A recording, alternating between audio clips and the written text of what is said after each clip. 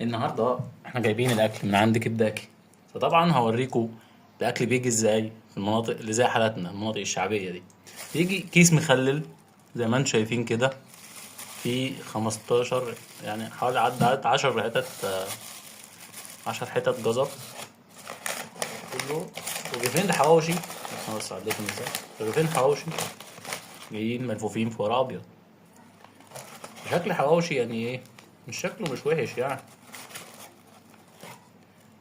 في قطع لحمه غريبه جوه، مش عارفين ده صيد كلب ولا صيد ايه بالظبط. المهم يعني ان ايه، ان هو اكل يعني. اما نشوف.